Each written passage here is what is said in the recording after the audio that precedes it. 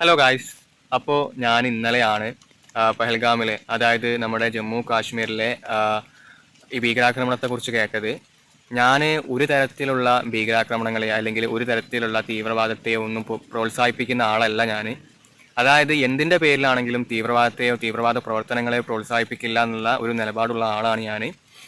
അപ്പോൾ ഈ ഒരു സംഭവം സത്യത്തിൽ ഞാൻ ഇന്നലെ രാത്രിയാണ് കേൾക്കുന്നത്. ഇന്നലെ രാത്രി ടി വിയിലൂടെയാണ് ഞാൻ ഈ ന്യൂസ് കേൾക്കുന്നത്. ആകെ ഞെട്ടിപ്പോയി എന്നുള്ളതാണ്. ഞാൻ ഷോക്കായി പോയി ഒരു കാര്യം കേട്ടപ്പോൾ. അതായത് ഇപ്പോൾ നമ്മൾ അവിടേക്ക് ടൂറ് പോയ നിരപരാധികളായ ആൾക്കാർക്ക് നേരെയാണ്, നിരായുധരായ ആൾക്കാർക്ക് നേരെയാണ് ഇവർ ഇത്തരത്തിലുള്ള ഒരു പ്രവർത്തനം തുരുതുരാ വെടിവെപ്പ് നടത്തി എന്നാണ് പറയുന്നത്. അതായത് ഇവരെ ഒറ്റ ചോദ്യമുള്ളൂ, മുസ്ലിം ആണോ ഹിന്ദു ആണോ, അല്ലെങ്കിൽ അതായത് കൃത്യമായിട്ട് പറയുകയാണെങ്കിൽ മുസ്ലിം ആണോ എന്ന് ചോദിക്കുക, അതല്ലെങ്കിൽ അപ്പം തന്നെ എന്ത് ചെയ്യുക, ഷൂട്ട് ചെയ്ത് കൊല്ലുക. നമ്മുടെ കേരളത്തിലുള്ള ഒരാൾ മരിച്ചിട്ടുണ്ട്. ആ കേരളത്തിലെ ആളോട് ഈ പറയുന്ന ടെററിസ്റ്റ് ഗ്രൂപ്പിലുള്ള ആൾക്കാർ ചോദിച്ച ഒരു ചോദ്യം, നിങ്ങൾ മുസ്ലിം ആണോ എന്ന് ചോദിച്ചു. അപ്പോൾ അദ്ദേഹം പറഞ്ഞു മുസ്ലിം ആണെന്ന് പറഞ്ഞു, രക്ഷപ്പെടാൻ വേണ്ടി പറഞ്ഞതാണ്. അപ്പോൾ അദ്ദേഹത്തിന്റെ കഴുത്തിലും ആരെയും കയ്യിലെ ചരടും കണ്ടപ്പോൾ മനസ്സിലായി ഈ പറയുന്ന ആൾ ഹിന്ദു ആണെന്ന്. ഉടനെ അദ്ദേഹത്തെ കൊല്ലുകയാണ് ചെയ്തത്. അതുപോലെ തന്നെ ഇവിടെ അടുത്ത് ഏറ്റവും സങ്കടമുള്ള ഒരു കാര്യം, ജസ്റ്റ് മാരീഡ് കപ്പിൾ, അതായത് ഇപ്പോൾ വിവാഹം കഴിച്ച് ഹണിമൂണിന് പോയ 2 പേരുണ്ടായിരുന്നു. നിങ്ങളിതൊക്കെ ഒരുപാട് പേര് റിയാക്ഷൻ വീഡിയോ ചെയ്തിട്ടുണ്ട്, ഒരുപാട് പേര് ഇതിനെക്കുറിച്ചൊക്കെ പറഞ്ഞിട്ടുണ്ട്. അതിൽ അവരുടെ ഹസ്ബൻഡ് ആൻഡ് വൈഫിൽ ഹസ്ബൻഡിനെയാണ് കൊന്നു കളഞ്ഞത്. മാത്രമല്ല കർണാടകയിലെ ഏതോ ഒരാളെ കൊന്നു കളഞ്ഞ സമയത്ത് ഭാര്യയെ മാത്രം ബാക്കി വെച്ച് ഭർത്താവിനെ കൊന്നു. എന്നിട്ട് നിങ്ങൾ നിങ്ങളുടെ മോദിയോട് പോയി പറയൂ എന്ന് പറഞ്ഞിട്ട് ആക്രോശിക്കുകയാണ് ചെയ്തത്.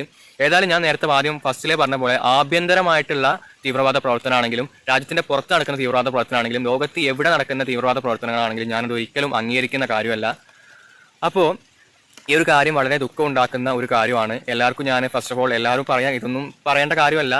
എല്ലാവരും പറഞ്ഞ പോലെ തന്നെ ഈ പറയുന്ന പ്രതികളെ എത്രയും പെട്ടെന്ന് നിയമത്തിന് മുന്നിൽ കൊണ്ടുവരണം. അവരെയും ഇതുപോലെ തന്നെ വെടിവെച്ച് കൊല്ലണം.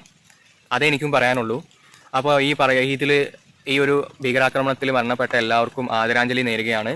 പിന്നെ ഇതിൻ്റെ പേരിലും ചില ആൾക്കാർ ആരാണ് മുസ്ലിം തീവ്രവാദികളാണല്ലോ കൊന്നത്. അപ്പോൾ ഇന്ത്യയിലെ എല്ലാ മുസ്ലിങ്ങളെയും തീവ്രവാദികളാക്കി ചിത്രീകരിക്കാൻ കുറേ കാലമായിട്ട് ചില ആൾക്കാർ മനഃപൂർവ്വം ശ്രമിക്കുന്നുണ്ട് എന്നുള്ളത് നിങ്ങൾക്ക് അറിയാമല്ലോ. ഞാൻ ഇതിന് മുന്നേ തന്നെ അതൊക്കെ പറഞ്ഞതാണ് പല വീഡിയോസിലായിട്ട്. നമ്മൾ അവർക്കൊക്കെ റീപ്ലൈ കൊടുക്കുന്നതാണ്.